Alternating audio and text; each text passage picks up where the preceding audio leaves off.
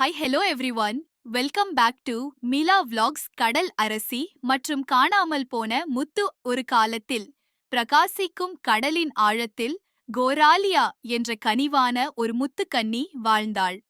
அவளுடைய பொன்னிற பச்சை மீன் அழகிய வால் கதிர்மணியென மின்னியது. அவளுக்கு ஒரு அதிசய சக்தியும் இருந்தது. கடலில் வாழும் அனைத்து உயிர்களுடனும் பேச முடியும். சிறிய கடற்குதிரையிலிருந்து பெரிய திமிங்கலத்திற்கும் அனைவரும் அவளை நேசித்தார்கள். ஒரு நாள் கடல் உலகம் வியப்புடன் பெருமூச்சு விட்டது. கடலின் ஒளியைக் காக்கும் இமகா முத்துவான் காணாமல் போய்விட்டது. அதன் பிரகாசமில்லாமல் நீர் இருண்டு மணல் நிறைந்த பாறைகள் நிறம் இழக்கத் தொடங்கின. யார் முத்தை எடுத்துச் சென்றிருக்கும்? கோராலியா யோசித்தாள். அவள் தன் ஒளி வீசும் வாளால் நீரை அலையச் செய்து அதைத் தேடத் தொடங்கினாள். முதலில் அவள் அயொல்லில் என்ற 8 கால்கள் கொண்ட நட்சத்திர கொப்புளைச் சந்தித்தாள். ஒல்லி, மகா முத்தை கண்டதுண்டா? ஒல்லி தன் கால்களை சுழற்றிக் கொண்டே, நேற்று இரவு சூரியன் மூழ்கும் கப்பல் அருகே ஒளிரும் ஒன்றை அடிதோண்டியது. அதை போய் பார்க்கலாம் என்றான். கோராலியா நன்றி சொல்லி பழைய சேதமடைந்த கப்பலுக்குள் சென்றாள். உள்ளே சாமின் என்ற நட்சத்திர மீன் 2 மரதகளின் நடுவே சிக்கிக் கொண்டிருந்தான். கோராலியா, எனக்கு உதவி செய் என்று அழைத்தான் சாமி. கோராலியா அவனை மெதுவாக விடுவித்தாள். நீ முத்தை பார்த்ததுண்டா?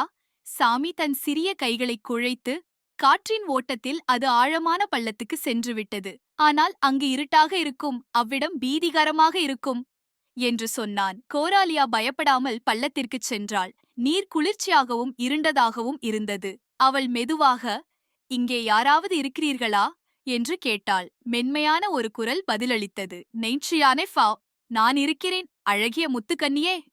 அது ஒளிரும் பலூனா என்ற ஜெல்லி மீன். முத்து ஒரு குகைக்குள் உள்ளது. ஆனால் அதை ஒரு பெரிய கடல் கேளரியின் பாதுகாக்கிறது. அவன் தனிமையானவன், பயணம் செய்ய விரும்பவில்லை என்று கூறினாள் லூனா.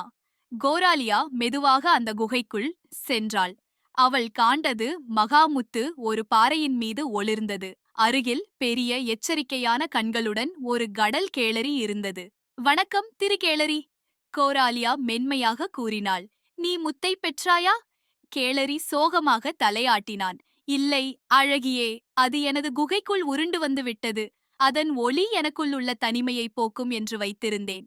கோராலியா புன்னகைத்தாள். ஆனால் கடலும் அதன் ஒளியை தேவைப்படுகிறது. நீ அதை திருப்பித் தருவாயா? உனக்காக நான் அடிக்கடி வருவேன். நீ தனிமையாக இருக்க மாட்டாய். கேளரியின் கண்கள் மகிழ்ச்சியுடன் மின்னின. உண்மையா? நிச்சயம், கோராலியா சொன்னாள்.